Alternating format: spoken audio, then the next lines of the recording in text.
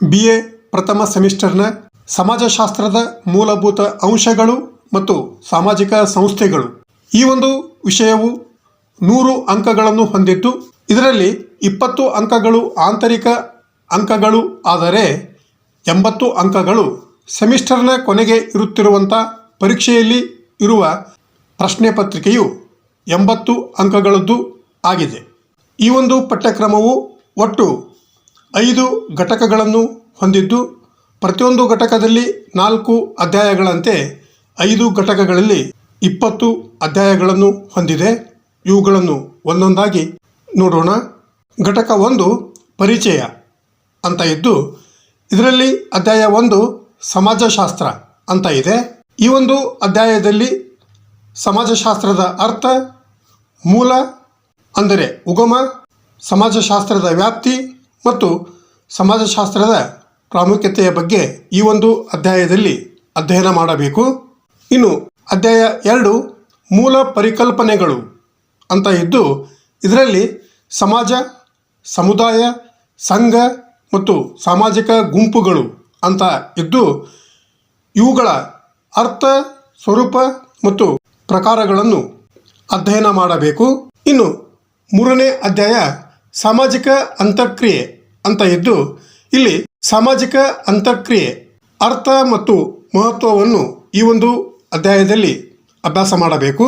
ಈ ಘಟಕದ ಕೊನೆಯ ಅಧ್ಯಾಯ 4 ಸಾಮಾಜಿಕ ಪ್ರಕ್ರಿಯೆಗಳು ಅಂತ ಇದ್ದು ಈ ಒಂದು ಅಧ್ಯಾಯದಲ್ಲಿ ಸಹಕಾರ, ಸ್ಪರ್ಧೆ ಮತ್ತು ಸಂಘರ್ಷ ಇವುಗಳ ಅರ್ಥ, ಸ್ವರೂಪ, ಪ್ರಕಾರಗಳು ಮತ್ತು ಇವುಗಳ ಮಹತ್ವವನ್ನು ಅಧ್ಯಯನ ಮಾಡಬೇಕು.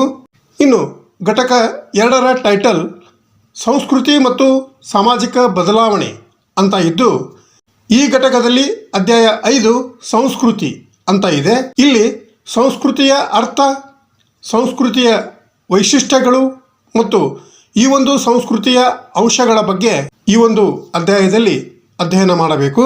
ಇನ್ನು ಅಧ್ಯಾಯ 6 ಸಾಂಸ್ಕೃತಿಕ ಸಂಪರ್ಕ, ಸಾಂಸ್ಕೃತಿಕ ಆಘಾತ, ಪ್ರತಿ ಸಂಸ್ಕೃತಿ ಮತ್ತು ಸಾಂಸ್ಕೃತಿಕ ಸಾಮ್ರಾಜ್ಯಶಾಹಿ ಅಂತ ಇದ್ದು ಇದರಲ್ಲಿ ಸಾಂಸ್ಕೃತಿಕ ಸಂಪರ್ಕ, ಈ ಒಂದು ಸಾಂಸ್ಕೃತಿಕ ಸಂಪರ್ಕದ ಅರ್ಥ, ಕಾರಣಗಳು, ಉದಾಹರಣೆಗಳು ಮತ್ತು ಈ ಒಂದು ಸಾಂಸ್ಕೃತಿಕ ಸಂಪರ್ಕದ ಪರಿಣಾಮಗಳ ಬಗ್ಗೆ ಅಧ್ಯಯನ ಮಾಡಬೇಕು. ಇನ್ನು ಸಾಂಸ್ಕೃತಿಕ ಆಘಾತದ ಬಗ್ಗೆ ನೋಡಿದಾಗ ಇದರಲ್ಲಿ ಸಾಂಸ್ಕೃತಿಕ ಆಘಾತದ ಅರ್ಥ, ಈ ಒಂದು ಪದದ ಉಗಮ, ಉದಾಹರಣೆಗಳು, ಈ ಒಂದು ಸಾಂಸ್ಕೃತಿಕ ಆಘಾತದ ಸಾಮಾನ್ಯ ಕಾರಣಗಳು ಮತ್ತು ಲಕ್ಷಣಗಳ ಬಗ್ಗೆ ಅಧ್ಯಯನ ಮಾಡಬೇಕು. ಇನ್ನು ಪ್ರತಿ ಸಂಸ್ಕೃತಿ ಇದರ ಬಗ್ಗೆ ನೋಡಿದಾಗ ಇದರಲ್ಲಿ ಪ್ರತಿ ಸಂಸ್ಕೃತಿಯ ಅರ್ಥ, ಈ ಒಂದು ಪದದ ಉಗಮ ಮತ್ತು ಈ ಒಂದು ಪ್ರತಿ ಸಂಸ್ಕೃತಿಯ ಉದಾಹರಣೆಗಳನ್ನು ಅಧ್ಯಯನ ಮಾಡಬೇಕು. ಇನ್ನು ಈ ಒಂದು ಅಧ್ಯಾಯದ ಕೊನೆಯ ಅಂಶವಾದಂಥ ಸಾಂಸ್ಕೃತಿಕ ಸಾಮ್ರಾಜ್ಯಶಾಹಿ ಅಂತ ಇದ್ದು ಇದರಲ್ಲಿ ಸಾಂಸ್ಕೃತಿಕ ಸಾಮ್ರಾಜ್ಯಶಾಹಿತ್ವದ ಅರ್ಥ, ಸಾಂಸ್ಕೃತಿಕ ಸಾಮ್ರಾಜ್ಯಶಾಹಿತ್ವದ ಪದದ ಉಗಮ, ಇದರ ಸ್ವರೂಪ, ಲಕ್ಷಣಗಳು ಮತ್ತು ಈ ಒಂದು ಸಾಂಸ್ಕೃತಿಕ ಸಾಮ್ರಾಜ್ಯಶಾಹಿತ್ವದ ಉದಾಹರಣೆಯನ್ನು ಈ ಒಂದು ಅಧ್ಯಾಯದಲ್ಲಿ ಅಭ್ಯಾಸ ಮಾಡಬೇಕು.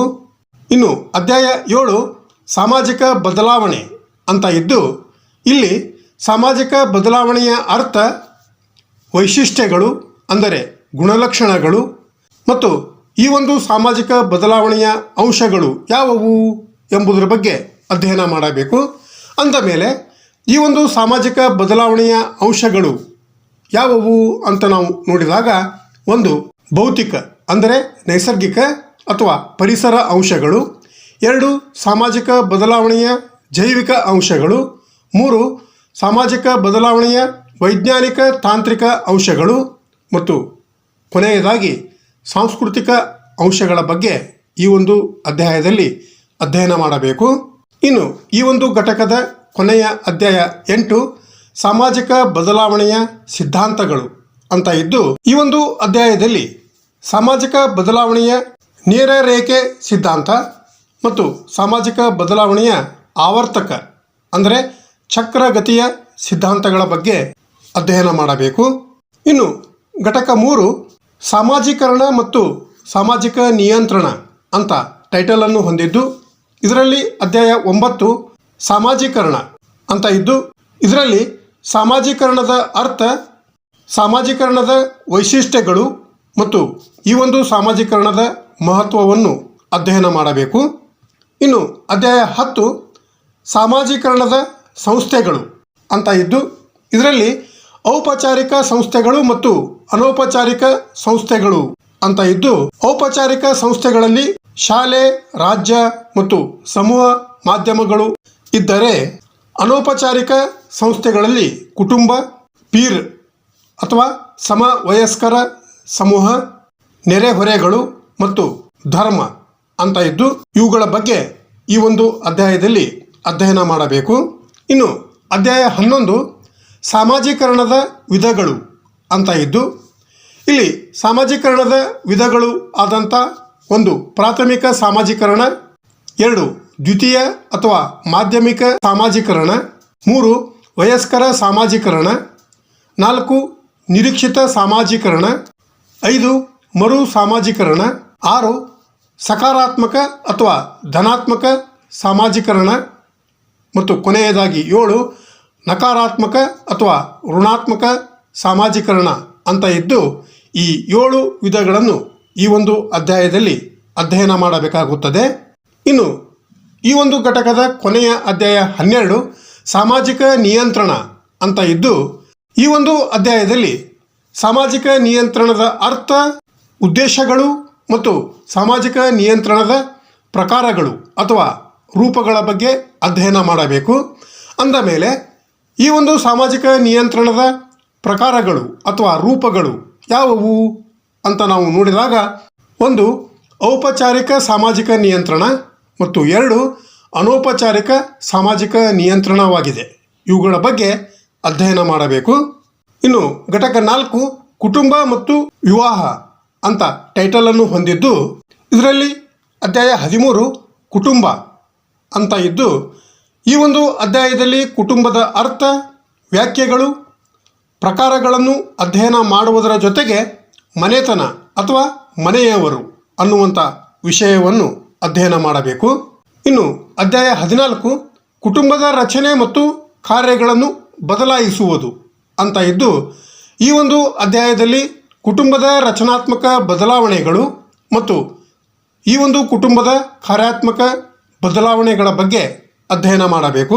ಇನ್ನು ಅಧ್ಯಾಯ 15 ವಿವಾಹ ಅಂತ ಇದ್ದು, ಇದರಲ್ಲಿ ವಿವಾಹದ ಅರ್ಥ, ವ್ಯಾಖ್ಯೆಗಳು ಮತ್ತು ಈ ಒಂದು ವಿವಾಹದ ಮಹತ್ವ ಅಥವಾ ಕಾರ್ಯಗಳ ಬಗ್ಗೆ ಅಧ್ಯಯನ ಮಾಡಬೇಕು. ಈ ಘಟಕದ ಕೊನೆಯ ಅಧ್ಯಾಯ 16 ವೈವಾಹಿಕ ಸಂಬಂಧಗಳ ಬದಲಾಗುತ್ತಿರುವ ಮಾದರಿಗಳು ಅಂತ ಟೈಟಲನ್ನು ಹೊಂದಿದ್ದು, ಇದರಲ್ಲಿ ಸಹವಾಸ, ಲಿವ್ ಇನ್ ರಿಲೇಷನ್ಶಿಪ್, ಪ್ರತ್ಯೇಕತೆ ಅಥವಾ ಬೇರ್ಪಡುವಿಕೆ, ವಿಚ್ಛೇದನ, ಪುನರ್ ವಿವಾಹ ಅಥವಾ ಮರು ವಿವಾಹ ಈ ಒಂದು ಅಂಶಗಳನ್ನು ಅಧ್ಯಯನ ಮಾಡಬೇಕು.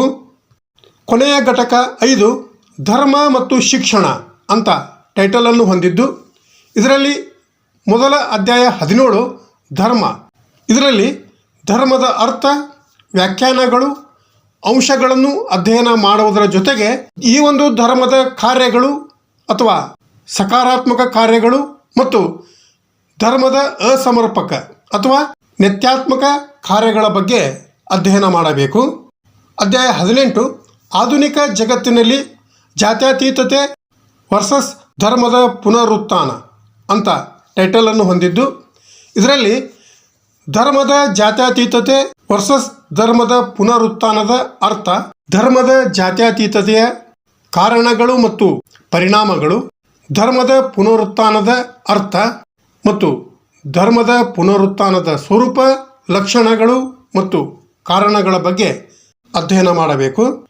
ಇನ್ನು ಅಧ್ಯಾಯ 19 ಶಿಕ್ಷಣ ಅಂತ ಇದ್ದು, ಇದರಲ್ಲಿ ಶಿಕ್ಷಣದ ಅರ್ಥ, ವ್ಯಾಖ್ಯಾನಗಳು, ಕಾರ್ಯಗಳು ಮತ್ತು ಶಿಕ್ಷಣದ ವಿಧಗಳು ಆದಂಥ ಔಪಚಾರಿಕ ಶಿಕ್ಷಣ ಮತ್ತು ಅನೌಪಚಾರಿಕ ಶಿಕ್ಷಣದ ಬಗ್ಗೆ ಅಧ್ಯಯನ ಮಾಡಬೇಕು. ಕೊನೆಯ ಘಟಕದ ಕೊನೆಯ ಅಧ್ಯಾಯ 20 STEM ಕೋರ್ಸ್ಗಳು ಮತ್ತು ಶಿಕ್ಷಣದ ವಾಣಿಜ್ಯೀಕರಣ ಅಂತ ಟೈಟಲನ್ನು ಹೊಂದಿದ್ದು, ಇಲ್ಲಿ ಮೊದಲಿಗೆ ಈ ಒಂದು STEM ಕೋರ್ಸುಗಳ ಬಗ್ಗೆ ನೋಡಿದಾಗ STEM ಪದದ ಅರ್ಥ, ಇದರ ಕೋರ್ಸುಗಳು ಮತ್ತು ಈ ಒಂದು ಕೋರ್ಸುಗಳ ಬೆಳವಣಿಗೆಗೆ ಕಾರಣಗಳು ಮತ್ತು ಪ್ರಾಮುಖ್ಯತೆ ಇವುಗಳ ಬಗ್ಗೆ ಅಧ್ಯಯನ ಮಾಡುವುದರ ಜೊತೆಗೆ ಈ ಒಂದು STEM ಕೋರ್ಸುಗಳ ಬೆಳವಣಿಗೆಯ ಕೆಲವು ಸಮಸ್ಯೆಗಳು ಯಾವುವು ಎಂಬುದರ ಬಗ್ಗೆ ಈ ಒಂದು ಅಧ್ಯಾಯದಲ್ಲಿ ಅಧ್ಯಯನ ಮಾಡಬೇಕು. ಇನ್ನು ಶಿಕ್ಷಣದ ವಾಣಿಜ್ಯೀಕರಣ, ಇದರಲ್ಲಿ ಶಿಕ್ಷಣದ ವಾಣಿಜ್ಯೀಕರಣದ ಅರ್ಥ, ಸ್ವರೂಪ ಮತ್ತು ಕಾರಣಗಳನ್ನು ಅಧ್ಯಯನ ಮಾಡುವುದರ ಜೊತೆಗೆ ಶಿಕ್ಷಣದ ವಾಣಿಜ್ಯೀಕರಣದ ಅನುಕೂಲಗಳು ಮತ್ತು ಅನಾನುಕೂಲಗಳು ಏನು ಎಂಬುದರ ಬಗ್ಗೆ ಈ ಒಂದು ಅಧ್ಯಾಯದಲ್ಲಿ ಅಧ್ಯಯನ ಮಾಡಬೇಕು. ಇನ್ನು ಈ ಒಂದು ವಿಷಯಕ್ಕೆ ಸಂಬಂಧಪಟ್ಟಂಥ ಹಲವಾರು ಪುಸ್ತಕಗಳ ಯಾದಿಯನ್ನು ನಾವು ಇಲ್ಲಿ ನೋಡಬಹುದು. ಕೊನೆಯದಾಗಿ ಈ ಒಂದು ವಿಷಯದ ಆಂತರಿಕ ಅಂಕಗಳ ಬಗ್ಗೆ ನೋಡಿದಾಗ ಪ್ರತಿ ಟೆಸ್ಟಿಗೆ 5 ಅಂಕಗಳಂತೆ 2 ಟೆಸ್ಟಿಗೆ 10 ಅಂಕಗಳು ಆಗಿದ್ದು, ಅಸೈನ್ಮೆಂಟ್ಗೆ 10 ಅಂಕಗಳು ಇದ್ದು ಒಟ್ಟಾರೆ 20 ಅಂಕಗಳು ಆಂತರಿಕ ಅಂಕಗಳು ಆಗಿವೆ. ಈ ತೆರನಾಗಿ BA ಪ್ರಥಮ ಸೆಮಿಸ್ಟರ್ನ ಸಮಾಜಶಾಸ್ತ್ರದ ಪಠ್ಯಕ್ರಮವಿದ್ದು ಮುಂದಿನ ಕ್ಲಾಸಿನೊಂದಿಗೆ ಮತ್ತೆ ಭೇಟಿಯಾಗೋಣ. Thank you.